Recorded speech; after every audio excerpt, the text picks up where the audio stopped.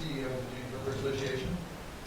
Thank you for the opportunity to speak to the important matter before you today, the water quality permit for the Chesterfield Power Station. I'll make a few introductory remarks and then turn it over to Jamie Bronco, our Lower James River keeper, who will speak to more detailed comments of the permit. First, I want to thank you for your service as citizen members of the state of Water Control. By law, you have the final decision-making authority for permits granted by Virginia that affect fresh water of the Commonwealth. That is a tremendous thing. The advantage and purpose of having citizen boards oversee Virginia's environmental programs is to ensure that citizens' concerns are considered and reflected in the decisions that are made. In this case, hundreds of citizens submitted comments and who showed up today to express their views and concerns over the permit. This level of engagement shows the strong citizen concern over the impacts of this permit, and we hope that you will bear this in mind when rendering your final decision. The section of the James River where the Chesterfield Power Station is located is a very important stretch of river, although one that has seen significant changes.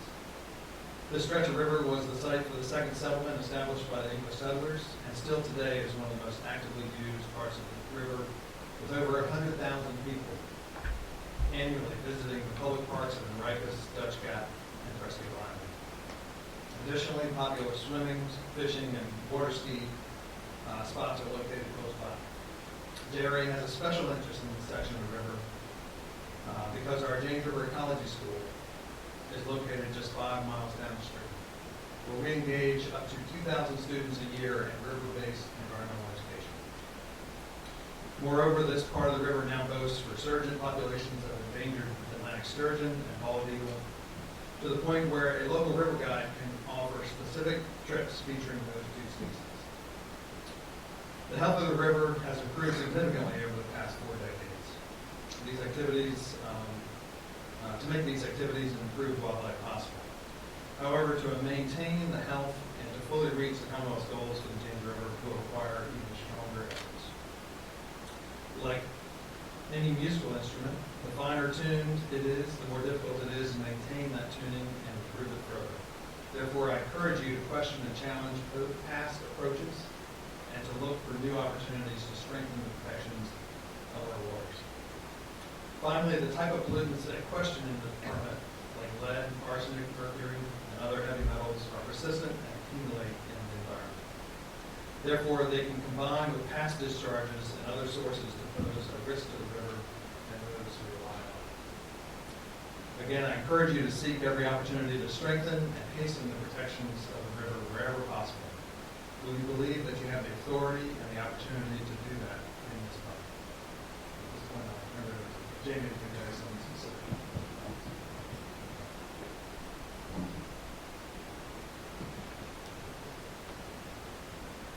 Thank you, as I get started here. Well, good morning again, and thank you again, members of the Water Board, for allowing us to comment.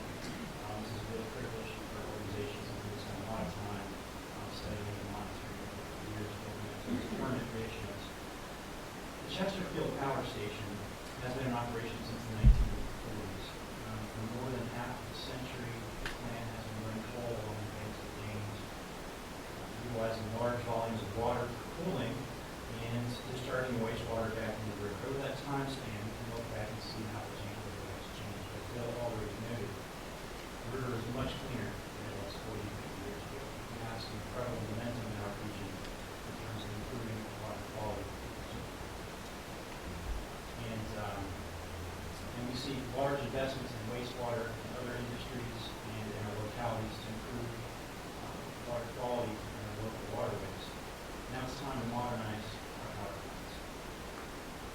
Power plants like the Chesterfield Power Station have a substantial effect on the health of the waterways of the James. As part of my duties as a river keeper, as a water keeper, we go out and do pollution monitoring and control our waterways. And to start off, I want to call your attention to the attachment, which was a part of our comments submitted during the comment period.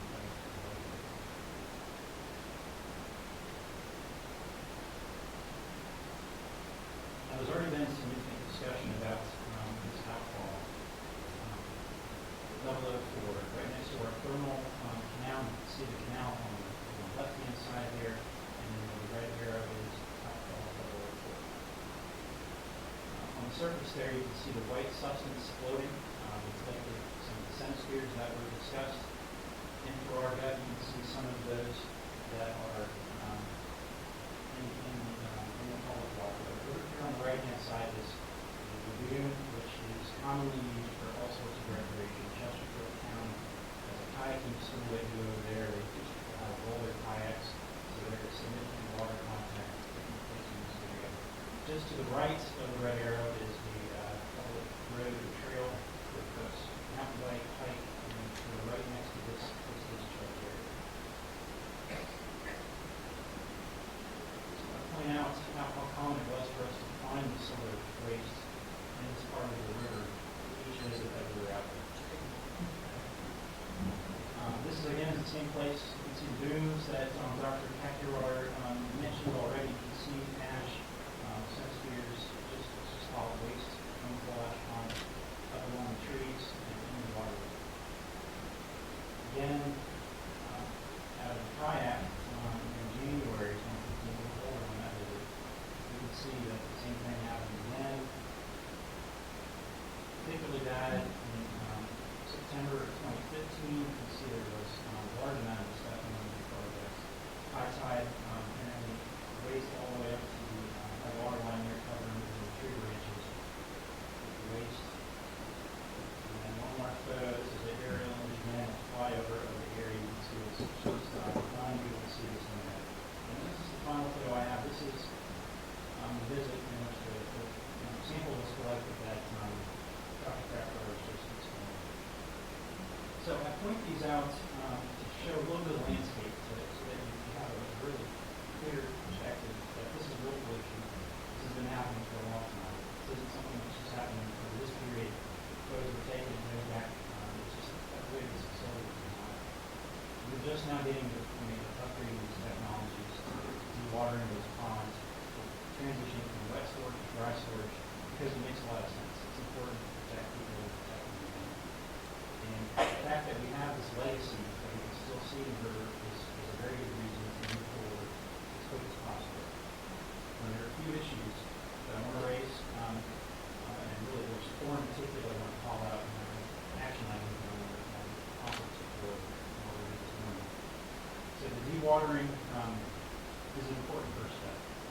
We're pleased that the triggered values were included in this permit, which were negotiated and used at the Marina Power Station and House Plan. We believe that's going to result in really very good treatment of that wastewater before it's discharged into the river. But we would like to ask the board to revise the concentration-based limits for dewatering in the permit in order to conform with the actual levels which are expected to be achieved with the treatment system that we use on site.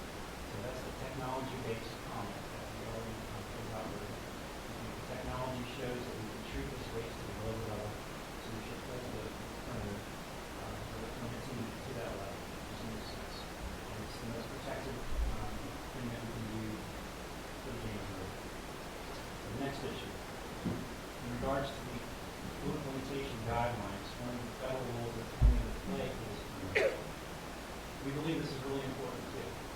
No longer will we have this settlement pond discharging a combination of many wastes into this small little area on the edge of the James River where it's having a noticeable visual impact. We're going to have a very sophisticated treatment system, sophisticated technology, and we think we can quickly get that online. The federal rules say that we can require that by November 1st, 2018. We believe this should at least be the goal as we go into this permit cycle, so that we're not stretching this out, meeting PLG rules over multiple permit cycles. We've already waited a long time to get this opportunity to come from the issues.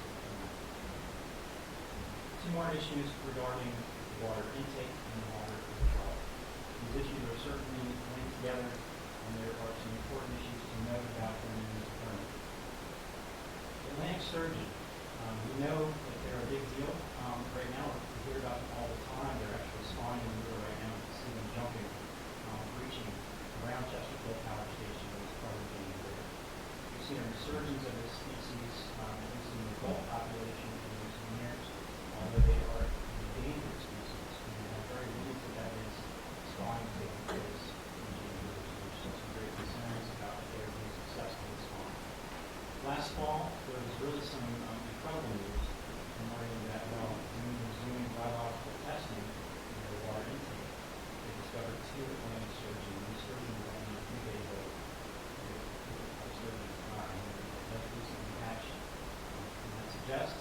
spawning is taking place very close by. So that is encouraging news. Spawning is taking place. Bad news is it's taking place close to an area where they can. In fact, the sturgeon were killed. As part of that process, and then training. Now we want to really push DEQ to push these goals a little bit quicker. We think that because not only do we have evidence that sturgeon are in this area that they have already been killed, there have been a take of an endangered species at this site. We have every reason to move quicker, if not slower. We need to address these issues as quick as possible. So we encourage Dominion and DEQ to move forward with these 316 DEQ water intake studies. But at the end of this permit cycle, we want to know more than just how many fish are being killed at the intake. We want to know what are they going to do to fix that. What are the technologies that can be applied in the next permit coming around to fix the problem. We don't want to wait. We don't want to wait another 8 years, 9 years that it takes to renew this permit, and we don't know what effect that's going to have on sturgeon after we wait. The last issue I want to touch on is the high water.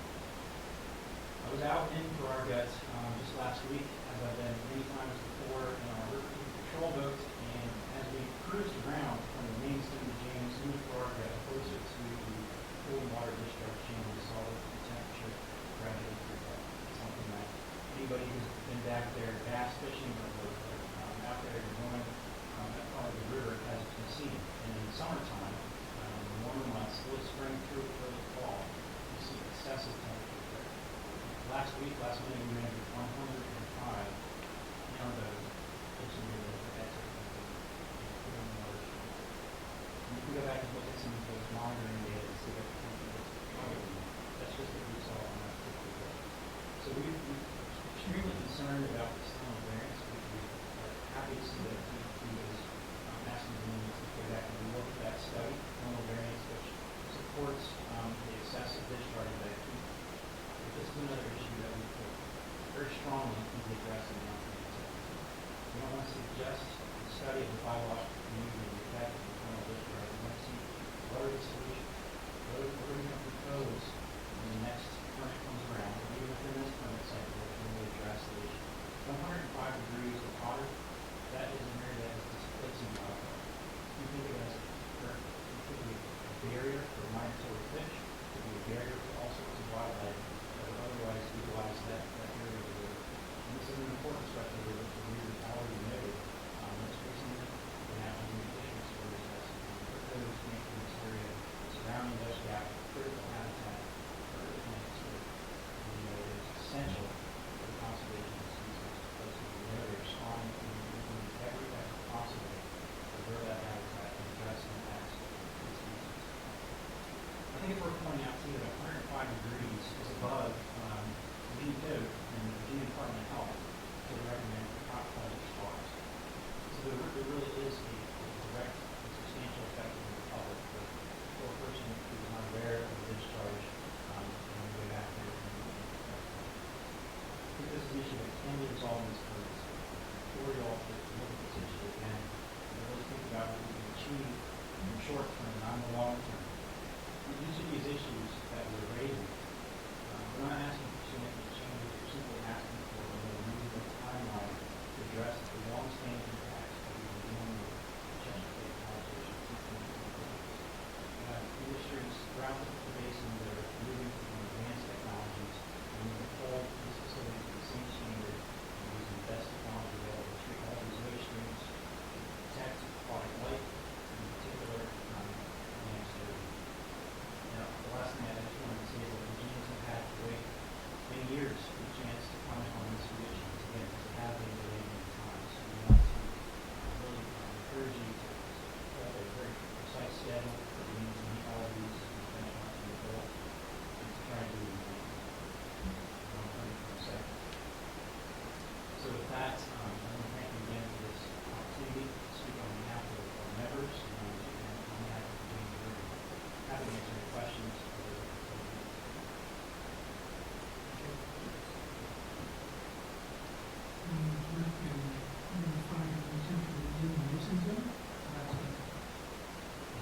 This is not including cooling water. This is different for all of this.